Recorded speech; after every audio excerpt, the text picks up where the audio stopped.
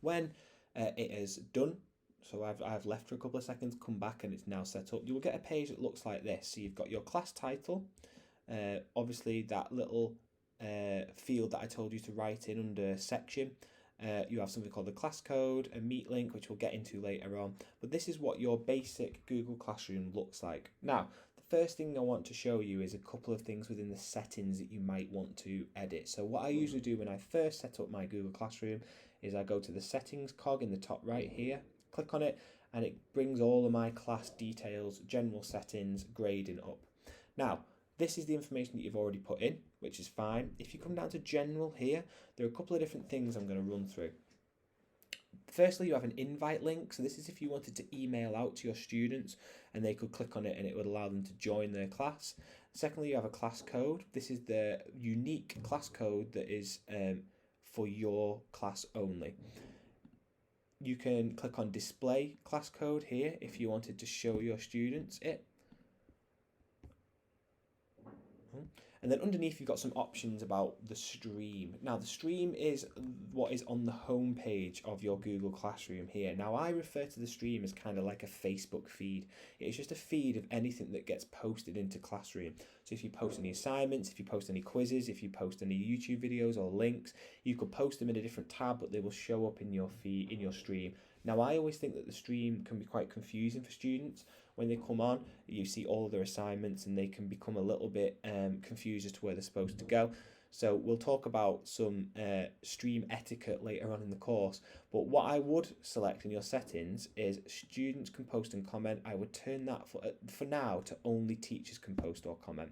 Now what that does is it means that students can't reply to things that you've put on the actual classroom themselves. What you'll find is usually when you're introducing something like this, kids get a little bit giddy with it and they may start posting hello or hi or talking to their friends on it.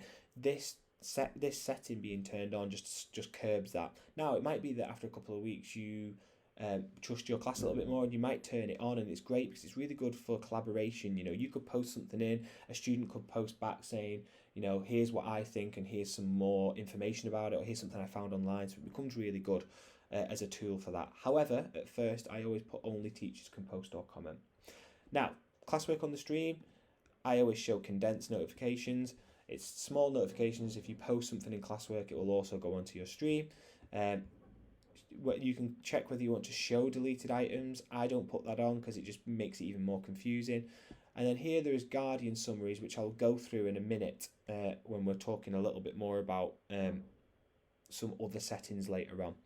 You have here called a Meet link. That is if you want to generate a class-specific Google Meet link so that when you have video calls like we do, then there is a specific Meet link that all your students go to every single time. It never changes. It just helps with students because they don't forget what the link is for them to be able to access the video call with their teacher.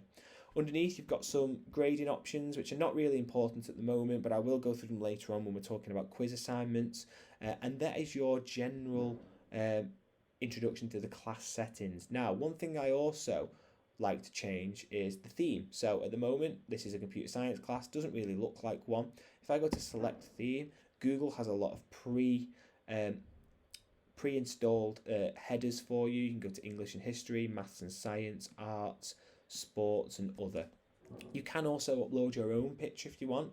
There is somewhere online you can find the dimensions for what it is. It changed slightly recently, so a lot of the ones that I did use were out of proportion, so I've had to change them. However, I just usually go with the general one.